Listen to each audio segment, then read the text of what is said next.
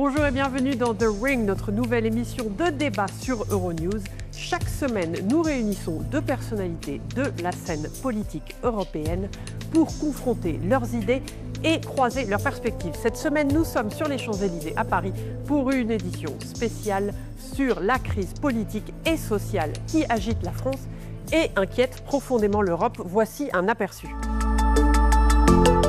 Depuis la dissolution de l'Assemblée nationale en juin 2024, l'Europe assiste impuissante au spectacle d'une France au bord de l'implosion, paralysée par une crise politique. Mais la France est un cas particulier. Elle n'a historiquement pas la culture du compromis. Les Français assistent à une valse de Premier ministre, de ministres et de motions de censure, alors que le budget pour 2026 n'est toujours pas prêt et que la dette publique française n'a de cesse de grimper, aggravée par des dépenses sociales en particulier. Alors comment la France va-t-elle sortir de cette crise ? Est-ce la fin d'un modèle social envié partout en Europe ? La France est-elle en train de perdre toute crédibilité hors de ses frontières ? Alors en effet, vu de Bruxelles, c'est bien la question de la crédibilité de la France qui est en jeu. Et pour y répondre, nous accueillons cette semaine sur The Ring deux invités. Je vous propose, avant de les accueillir, de faire un peu mieux connaissance avec eux. Yann Brossat, sénateur et conseiller de Paris, il est porte-parole du Parti communiste français et a lancé sa campagne pour les élections municipales de 2026. Fervent défenseur du logement abordable, de la justice sociale et du droit du travail, il estime que le gouvernement est déconnecté de la réalité. On ne peut pas gouverner un pays contre lui-même, a-t-il dit récemment. Prisca Thévenot, ancienne porte-parole du gouvernement et secrétaire d'État à la jeunesse, aujourd'hui députée du Parti centriste Ensemble pour la République dans les Hauts-de-Seine. Connue pour son engagement en faveur de la santé des femmes et de la citoyenneté, elle a milité pour que le service national universel devienne un passage républicain pour les jeunes. Cette crise, a-t-elle dit récemment, est le symptôme d'un modèle dépassé qu'il faut refonder collectivement. Alors Yann Brossat, Prisca Thévenot, bienvenue à tous les deux. Alors la première question, ce que la France vit aujourd'hui, c'est avant tout une crise économique ou une crise politique, Prisca Thévenot ? C'est un complexe sujet, effectivement. Nous avons un temps politique extrêmement dense, extrêmement compliqué, qui peut amener à une crise économique, effectivement. Yann Brossat ? Je pense qu'il y a une crise politique d'abord, un non-respect du suffrage universel. Il y a eu des élections législatives il y a un peu plus d'un an. Le président de la République a à ce moment-là décidé de dissoudre. Les Français ont dit qu'ils voulaient changer de politique et de fait, on a une espèce de coup de force qui fait que la même politique continue. Et c'est, je pense, ce qui crée une crise démocratique, institutionnelle dans notre pays. Je crois que nous y sommes. Coup de force, vous êtes d'accord, Prisca Thévenot ? Non, je pense que quand on est français et fier de notre pays, on peut dire que la démocratie, effectivement, vit des heures extrêmement compliquées, complexes, parfois douloureuses dans le débat, mais on ne peut pas dire qu'il y a un coup de force démocratique, surtout pas en France, quand on regarde ce qui se passe ailleurs en Europe. Je pense que plus que jamais, si on veut défendre l'état de droit, il faut aussi être en capacité de reconnaître que la France est une belle et grande démocratie. Ensuite, quand on parle de coup de force éventuel démocratique de la part du président de la République, je suis désolée. Effectivement, nous avons vécu il y a un an une dissolution qui a amené une nouvelle diversité politique à l'Assemblée nationale. Mais si aujourd'hui, la gauche française n'a pas réussi à placer un des leurs à Matignon, ce n'est pas de la faute du président de la République, c'est la faute de la gauche elle-même qui n'a pas su s'entendre en son sein. Alors la faute de la gauche elle-même, j'imagine, Yann Brossat, que ça ne vous plaît pas forcément ce genre de phrase. D'abord, vous savez, les résultats aux dernières élections législatives font foi. Il y a eu effectivement ces élections parce que le président de la République a décidé de redonner la parole au peuple. Le peuple a parlé et de fait, il a placé, contre toute attente d'ailleurs, le nouveau Front populaire, c'est-à-dire une coalition de gauche, en tête des élections législatives. Et pour ce qui concerne le camp du président de la République, ce qu'en France on appelle les macronistes, c'est pas un très joli terme, mais enfin c'est comme ça qu'on les appelle, ils sont arrivés troisième. Et nous nous retrouvons dans une situation pour le moins paradoxale quand même, où ceux qui ont été battus aux élections législatives continuent à diriger ce pays. Et ça, inévitablement, ça crée une forme de distorsion entre le résultat des élections, le suffrage universel, et la politique qui est menée aujourd'hui. Puisque de fait, c'est la même politique qui continue. C'est vrai qu'il y a eu 3 premiers ministres différents depuis un an, alors même que les Français ne voulaient plus de ça. Ils ne voulaient plus de cette politique de l'offre. Les Français, quand on les interroge dans les sondages, ils disent qu'ils sont de plus en plus déconnectés de la politique aujourd'hui et qu'ils voient justement cette politique comme un combat de coq où il n'y a aucune véritable lisibilité. Oui, mais les combats de coq, et je suis désolée Yann Brossat, il faut regarder ce qui se passe à l'Assemblée nationale aujourd'hui. Ce que vous décrivez, c'était il y a un an, au moment effectivement de la dissolution et des élections législatives partielles. Mais depuis, bien l'Assemblée nationale s'est réveillée avec une diversité politique extrêmement forte, avec aussi des mouvements de tectonique de plaques entre les familles politiques elles-mêmes. Vous parlez du NFP, le nouveau Front populaire, cette coalition de gauche qui a voulu se présenter aux élections législatives partielles. Pardon, mais elle n'existe plus. Cette coalition n'existe plus à l'Assemblée nationale. Moi, je pense que ce qui ressort des urnes et ce qui est aujourd'hui le fait de la diversité politique à l'Assemblée nationale est la volonté stricto sensus du choix du peuple français. Et ça, nous devons le respecter. Mais nous, maintenant, à nous de faire en sorte que le débat politique amène pas simplement à des querelles d'ego sans fin, mais bien à du compromis sur le fond. On ne sera pas d'accord sur tout. Ça, c'est essentiel et c'est inévitable. Justement, mais vous parlez de compromis. Et c'est intéressant parce qu'en Europe, il y a des compromis. Pourquoi est-ce que le consensus est totalement impossible en France, Yann Brossat ? Bon, je ne dirais pas les choses en ces termes. Il arrive parfois qu'on arrive à dégager un certain nombre de consensus.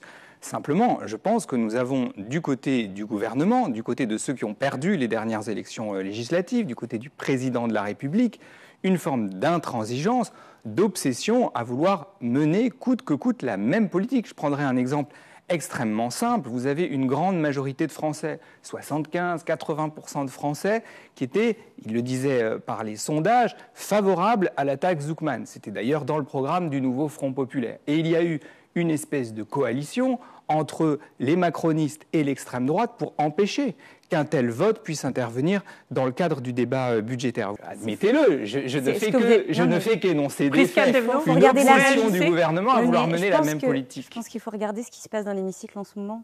Vraiment, c'est faux ce que vous dites. Ce que vous dites a une réalité. Vous avez abrogé la réforme des retraites. Je vais vous expliquer. Mais elle a été suspendue la semaine dernière, vous rigolez ou quoi ? Elle n'a pas été abrogée. Non, mais vous plaisantez. Elle n'a pas été abrogée, Madame Thévenot. Moi, je veux bien qu'on se dise plein de choses. Elle a été décalée de 3 mois. Je vais répondre maintenant parce que c'est important aussi de rétablir des faits. Surtout en ce moment, quand il y a une vague de fake news qui s'abat sur l'Europe, on peut débattre de beaucoup de choses, mais en s'appuyant sur ce qui se passe réellement. C'est exactement ce que j'ai fait. Non, c'est faux. Si. La suspension est à mon grand, et pas pour mon plus grand bonheur.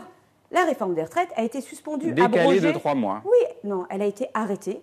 Elle a été abandonnée. Et elle a créé beaucoup de divisions dans le socle commun aussi. Donc maintenant, à un moment, il faut aussi reconnaître, quand la gauche arrive à avoir des victoires, avec le gouvernement actuel d'ailleurs, contre l'ancienne majorité, ayez au moins l'honnêteté, non pas d'applaudir, ça je vous le concède, mais au moins de sourire et de reconnaître ce qui a été fait. Je souris. Ensuite, sur le sujet de la taxe Zuckman, au-delà de la taxe Zuckman, ce qu'il y a, c'est qu'il y a les taxes et encore des taxes. C'est vrai que nous, dans notre famille politique, avec Gabriel Attal, nous sommes contre augmenter en permanence les taxes et au contraire, on veut desserrer la pression fiscale sur la France. Si on était le Panama en France, ça se saurait. Je ne crois pas. Et c'est vrai que la gauche a réussi à avoir dans sa négociation de compromis avec le gouvernement actuel un certain nombre de propositions de nouvelles taxes. Est-ce qu'on y est favorable, nous ? Non. Pourtant, est-ce que ça a été voté ? Oui. Juste, certains politiciens européens, justement, acceptent les programmes d'autres partis tant que cela n'enfreint pas leur ligne rouge. Et Sébastien Lecornu, actuel Premier ministre, l'a lui-même dit. Il a parlé d'une révolution tranquille, celle de ne pas demander à l'autre d'appliquer l'intégralité de son propre programme comme s'il avait la majorité. Vous la comprenez comment, cette phrase ? Lecornu est sans doute un peu plus intelligent que ses 2 prédécesseurs. Simplement, ce que je constate, c'est que malgré un certain nombre de concessions, c'est vrai, c'est la même politique économique qui se poursuit. C'est la même politique économique qui je voulais revenir sur un mot. Oui. J'entends Mme Thévenot nous dire avec vous, c'est taxe. Ah non, et expropriation aussi, pardon. Je n'admets pas ça. La réalité, c'est que le gouvernement macroniste n'a pas cessé de taxer les Français. Moi, ce que je dis, c'est que nous avons besoin dans notre pays d'une meilleure répartition des richesses. Évidemment qu'il faut baisser les impôts sur les classes populaires et les classes moyennes. Moi, je suis favorable à la baisse de l'impôt sur le revenu pour les classes moyennes, évidemment.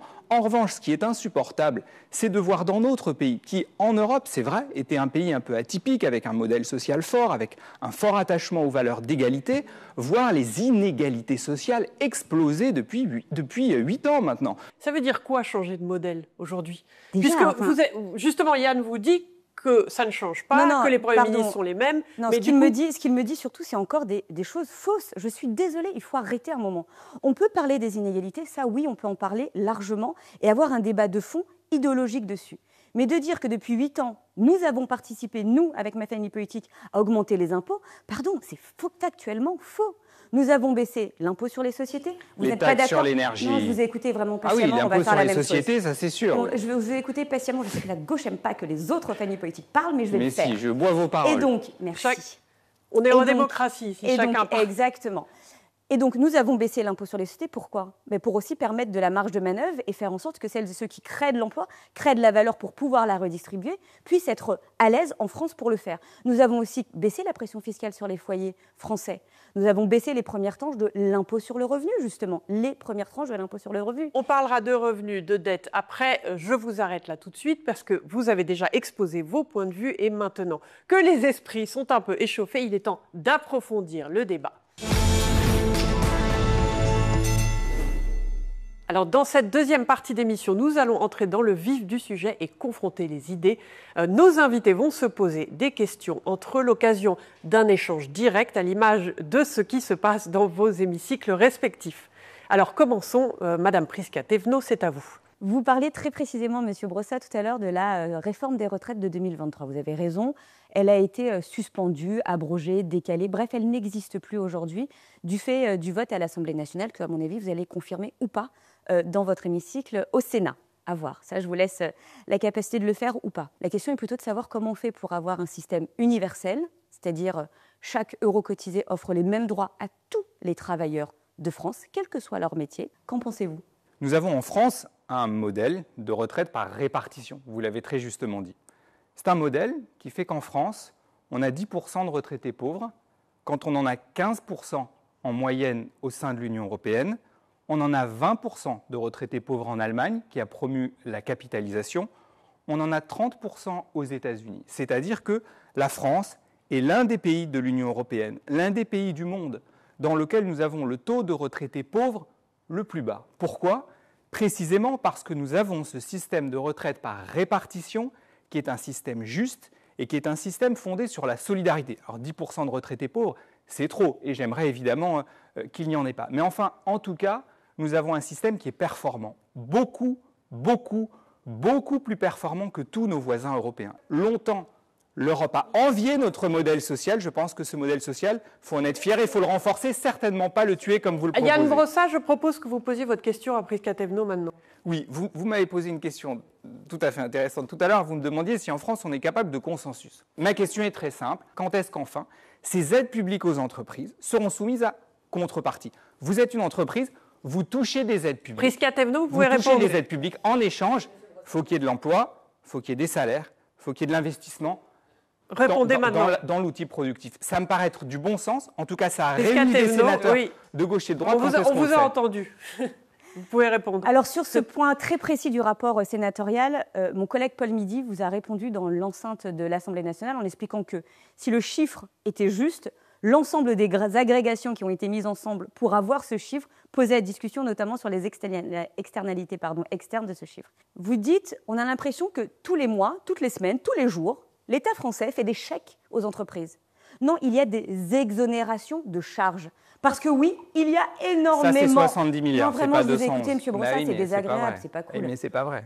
Oui, mais c'est vrai que vous me coupez la parole. Allez-y. Donc, il y a des exonérations de charges extrêmement fortes, des charges extrêmement fortes sur nos entreprises. Donc, il faut qu'on puisse les libérer pour pouvoir créer un truc qui vous échappe, qui s'appelle de l'emploi. L'emploi est important dans notre pays pour permettre aux gens de vivre pleinement de leur travail, permettre par exemple aux femmes d'être libres dans notre pays économiquement, permettre aussi de créer de la valeur qui pourra servir à quelque chose qui, à mon avis, doit vous parler, qui s'appelle la redistribution. Parce que sans le cœur du sujet, qui est l'emploi, on ne crée aucune richesse et donc on ne la redistribue pas. Et donc c'est ça aujourd'hui qui est un problème, c'est que la gauche dans notre pays, mais dans sa globalité, la gauche, vous pourrez l'appeler comme vous voulez, le Parti socialiste, le Parti communiste, la France insoumise, considère l'ennemi public numéro 1 en France étant comme l'entreprise, l'entrepreneuriat. Et en parallèle, il nous dit il faut avoir toujours plus de cotisations, toujours plus de capacité de richesse pour pouvoir la redistribuer, mais il tape en permanence toute la journée sur celles et ceux qui créent. Et donc ça, il va falloir aussi un moment se remettre en capacité d'arrêter de considérer qu'il y aura un mal absolu dans notre pays, celles et ceux qui créent de la richesse. En revanche, ce qu'il faut pouvoir regarder, c'est la redistribution de cette richesse. Mais pour pouvoir avoir ce sujet-là, il faut arrêter de taper sur celles et ceux qui la créent. Moi, je vous arrête un instant parce que je vois que la question de la réforme des retraites, en règle générale, des aides publiques aux entreprises, ce sont vraiment des sujets qui sont très en débat aujourd'hui et qui peut-être vont créer un nouveau modèle. Et justement, on vous arrête là pour passer à la déclaration qui a fait les gros titres cette semaine. Alors, le journaliste et auteur Alain Duhamel a écrit dans Le Monde en septembre « Nous vivons à la fois une crise de régime et une crise de société. Le rejet par les Français des institutions, des partis et des responsables politiques atteint un niveau inédit, avec la tentation très préoccupante à mes yeux de remplacer la démocratie représentative par la démocratie d'opinion. » Alors, on en a un petit peu parlé dans cette première partie.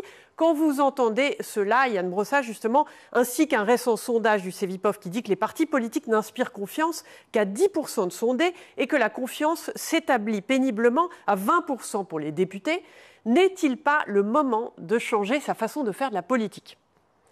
Si, sans doute, mais je pense que ce qui est au cœur de la difficulté... mais quand vous dites si, sans doute, ça veut dire quoi, justement ? Ça veut dire que ce que je ressens au fond, c'est que les Français votent et ils ont le sentiment que ça ne change jamais. Et j'évoquais les dernières élections législatives... Mais est-ce que vous pensez que vous pouvez changer ? J'évoquais les dernières élections législatives, ça remonte à plus loin. On est ici sur une émission qui parle de l'Europe. Lorsque les Français ont voté contre le traité constitutionnel européen en 2005, ils l'ont fait par référendum. Ils se sont mobilisés massivement. Ils se sont intéressés à ce scrutin.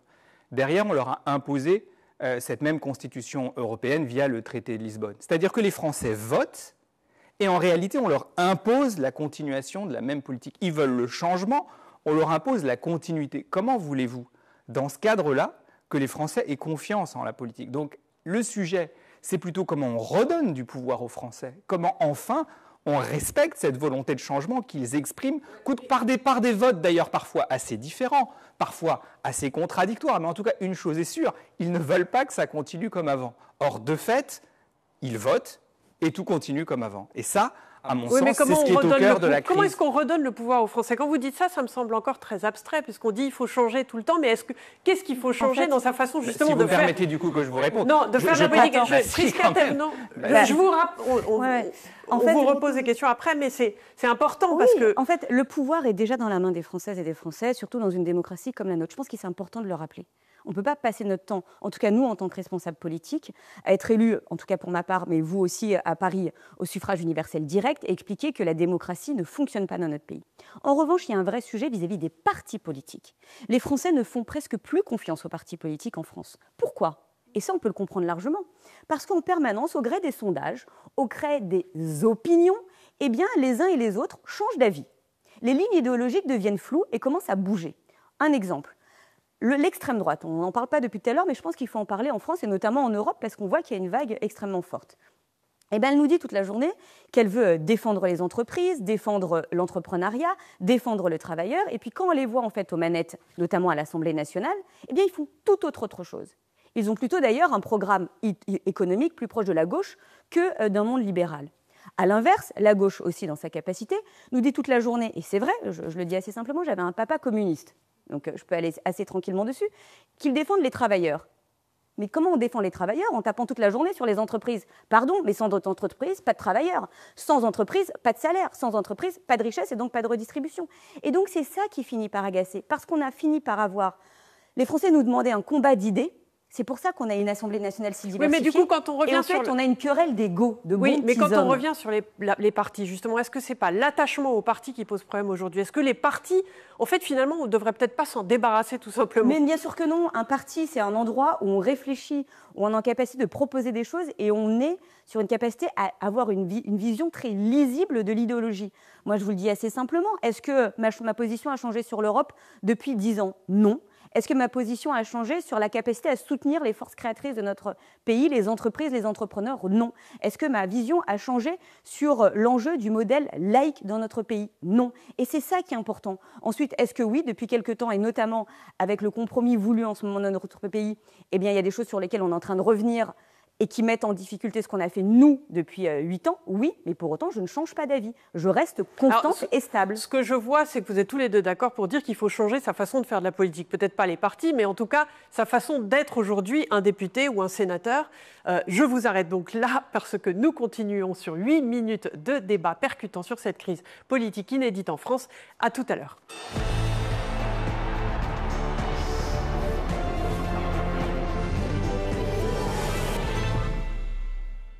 Ravi de vous retrouver sur le plateau de The Ring. Nous sommes sur les Champs-Élysées à la Maison de l'Alsace. Sur The Ring, on amène les grands débats européens jusque dans votre salon et sur vos tablettes. Alors, ces débats ne se tiennent pas seulement en séance plénière, ils sont aussi dans la rue. Nous avons donc choisi un sondage de l'Institut Odoxa pour la Fondation IFRAP qui date de septembre sur les préoccupations des Français vis-à-vis de la dette. On voit dans ce sondage que 77% des Français sont inquiets devant l'ampleur de la dette. Et si on regarde plus en détail, ce sont 6 Français sur 10 qui pensent même que notre dette publique fait de la France un pays proche de la faillite. Et 82% de Français souhaitent une baisse des dépenses publiques plutôt que de voir augmenter leurs impôts. Alors le risque de faillite existe-t-il vraiment, Yann Brossard ? Mais d'abord, excusez-moi, un sondage commandé par la Fondation IFRAP, enfin sérieusement, soyez un peu rigoureux. On parle d'une fondation ultralibérale, présidée par Madame Agnès Verdier-Molinier, qui n'a aucune compétence. Non, mais excusez-moi. Ce qu'on voit dans les sondages en règle générale, c'est souvent des... Je connais très bien des pourcentages qu'on retrouve dans d'autres oui, bien sûr. sondages. Je connais très bien le fonctionnement des sondages et des instituts de sondage. Et vous aussi. Je pense que vous n'avez pas la naïveté de penser que tout ça est d'une objectivité absolue. Et donc, en l'occurrence, un sondage commandé par la Fondation IFRAP, je rigole. Mais Yann Brossard, la question, et c'est pour plus, le reste, c'est moins le sondage oui, mais madame, que...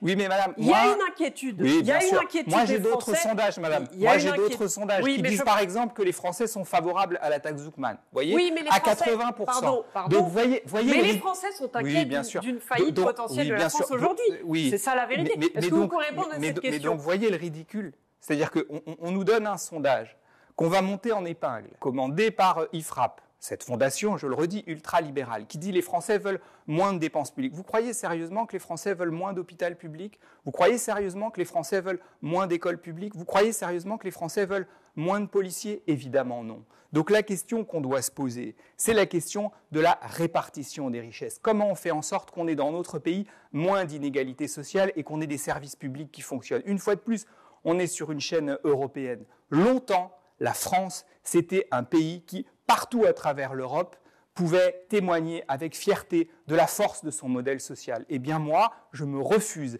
à l'idée que la France brade son modèle social, ce à quoi nous avons assisté depuis 8 ans, simplement pour répondre à un certain nombre d'injonctions de fondations ultralibérales. Justement, je rebondis sur ce que vous dites, et Prisca Thévenot, vous parlez du modèle social français. Le modèle social français, il s'essouffle aujourd'hui, d'après ce qu'on voit dans tous les sondages. Parce qu'il a été fragilisé. Prisca Thévenot, justement, oui, mais vous pouvez pas me faire des objections sans me permettre d'y répondre. Vous parliez, vous, de changement de modèle, justement, sur la protection sociale. On sait que la France dépense énormément d'argent à la protection sociale, plus même que les autres pays européens. Alors, qu'est-ce qu'il faut changer, justement ? Il y a une belle propagande, là, quand même. C'est waouh, je ne pensais pas que ce serait à ce point-là, parce que là, en réalité, vous avez tous les clichés ultra-libéraux sur la France. Enfin, vous êtes caricatural, madame, je m'excuse de vous le dire. Je préférerais que Prisca Thévenot réponde. C'est compliqué. Je le redis sur notre modèle démocratique et la beauté de notre pays.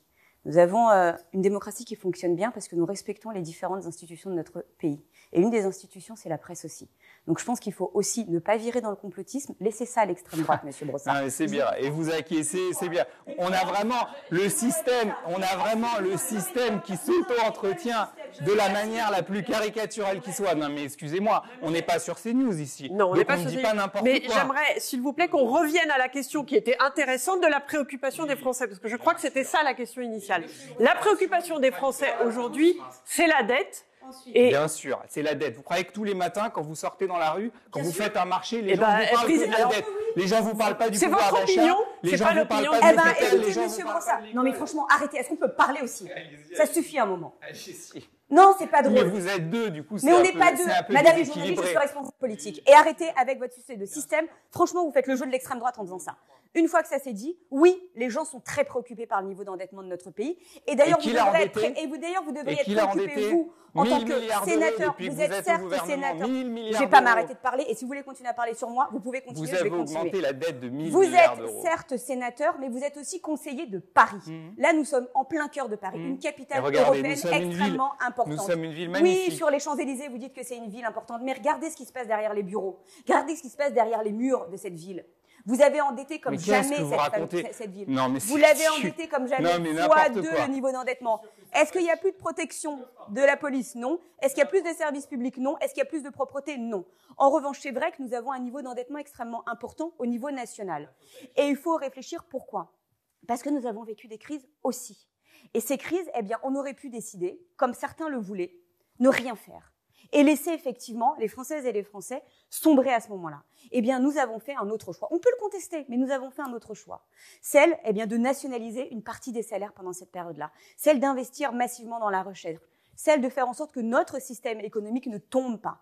Et donc, forcément, à un moment, eh bien, il faut revenir à un principe d'en finir avec le quoi qu'il en coûte. Et donc, oui, je suis d'accord avec le sondage qui a été mis en place. Et je vais vous le dire, vous avez raison, on n'a pas besoin de sondage. On le sait, les Français veulent moins de dépenses. Ça ne veut pas dire moins d'investissement, mais moins de dépenses. On voit évidemment dans ces débats que tout n'est pas noir ou blanc ou l'est-il. Maintenant, je vais vous proposer une série de questions. Justement, on en parlait déjà en première partie d'émission, mais l'avenir de la France, finalement, vous inquiète-t-il, Yann Brossat? Oui, mais malgré tout, je suis confiant dans mon pays. Prisca Thévenot? Non, et nous devons continuer à faire en sorte qu'il ne soit pas inquiétant. Alors, la France aura-t-elle un budget le 31 décembre, qui est évidemment la date butoir pour voter le budget, Yann Brossat? Oui, parce que même s'il n'était pas voté, le gouvernement a plein de moyens d'imposer un budget pour le pays. De toute façon, le pays a besoin d'un budget, donc oui, évidemment, ce sera le cas. Prisca? Oui, en espérant que la contrepartie, ce ne soit pas une pression fiscale augmentée par la gauche. Y a-t-il, évidemment, on caricature, mais y a-t-il un risque de shutdown comme aux États-Unis où l'État ne peut plus payer ses fonctionnaires? Évidemment non, et vous le savez en posant votre question. Non. Alors la Ve République vit-elle ses dernières heures, Yann Brossat? Peut-être, mais en réalité, quand on a dit ça, on n'a pas dit grand-chose. La question est de savoir par quoi il faut la remplacer, quelles sont les nouvelles institutions qu'il faudrait créer, qui précisément donnent plus de pouvoir au peuple. Je pense qu'il faut pouvoir dépoussiérer notre Constitution pour mieux la protéger. On ne peut pas fonctionner aujourd'hui sur un modèle qui est appuyé sur un système de 1945 avec tous les sujets qu'on peut voir aujourd'hui. Est-ce que Prisca Thévenot vous a convaincu? De quoi? Il n'a pas écouté parce qu'il a beaucoup parlé. Si, j'ai écouté avec beaucoup d'attention, mais je ne vois pas bien de quoi vous voulez parler en l'occurrence. Moi, je vous ai en revanche beaucoup écouté.